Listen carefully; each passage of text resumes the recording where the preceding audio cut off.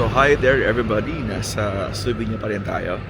And particularly dito sa Socha na napakalinis ng tubig. Sobrang bluish green niya. Ayan. So far, talagang isa sa mga napansin namin sa Slovenia, napakalinis ng mga bodies of water nila dito. And marami na rin kaming bansang napuntahan sa Europe. Pero I think isa to sa mga pinaka malinis na bansa na napuntahan natin. So, kaya nga 'di ba, kahit yung kanilang mga drinking fountain sa labas or all around the city ay talagang pwede mong inumin. Tingnan nyo naman kung gaano siya ka-green or blue-green. 'Di ba? Ang ganda. Ang ganda ng kulay ng tubig niya na para siyang swimming pool.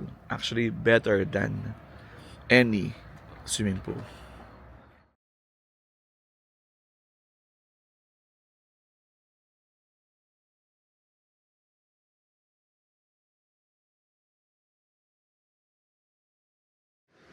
And right now, pupunta natin yung falls dito sa Socha.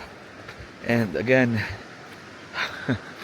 parang nasa postcard na ito nakikita yung ganito kagandang lugar in terms of nature. And I'll show you yung river. Sobrang ganda ng tubig. See? Sobrang ganda ng kulay.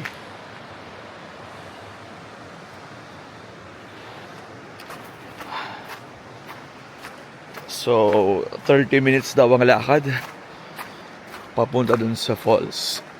At tingin ko, baka mag-cross kami sa hanging bridge. Nako, tingnan nyo dun.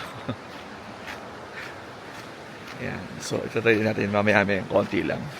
So, nasa trail kami. Papunta ng waterfalls pa din. Medyo mahaba-habang lakaran.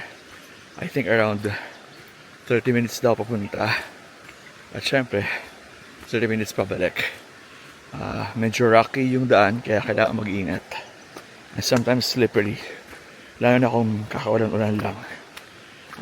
In here, parang you're one with nature. There's a greenery and yung sound ng river.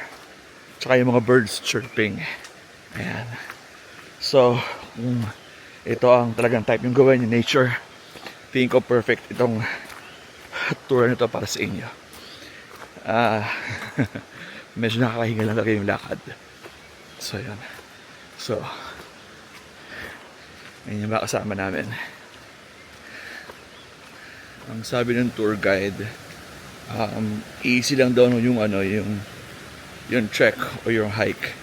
Pero syempre, depende pa rin sa tao yun. Para sa amin, medyo mahirap ito. Pero enjoy naman kasi nga parang we're deep in the jungle. Ayun lang yung stream na may umaagos sa tubig. Diba? So ayos naman. Kaya pa so far. So ayun yung stream. At aakit ako doon. Good luck sa akin kung kaya ko. So try natin. Step by step lang. Medyo madulas.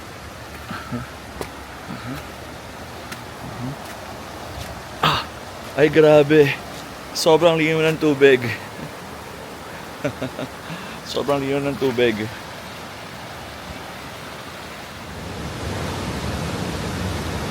So grabe, napakalinaw talaga ng tubig. Ayan, pakita ko sa inyo Diba? At yung tubig na yan galing sa falls. Pero hindi na ako umakyat kasi medyo madulas yung hagdan. And I don't wanna risk it kasi dulasin ako. At parang hindi ko yung kayang akyatin. Kaya si Paul na lang yung kukuha ng video ng waterfalls para makita nyo kung na-issue. At para makita ko rin syempre kasi hindi ako umakyat. And I think one of the best things about Slovenia is that hindi pa siya masyadong maraming turista. Kaya naman sa mga spots na ganito, halos konti lang yung tao.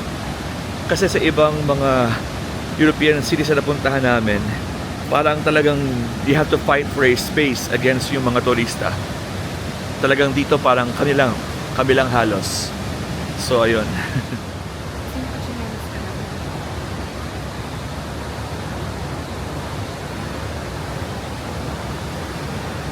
So after 1 hour ng aming paglalakad papunta sa falls at pabalik, we're now on our way sa aming shuttle. And so far I would say na talagang napakalinis ng bansang Slovenia. Tingin ko I will not get tired of saying that. And para sa akin, kasi si Paul marami na siya napunta ibang bansa. Pero for me, ito yung pinakamalinis na bansang napuntahan ko. Ang dami niyang mga puno, heavily forested siya. Ang tubig sa ilog napakalinis, walang kalat sa paligid.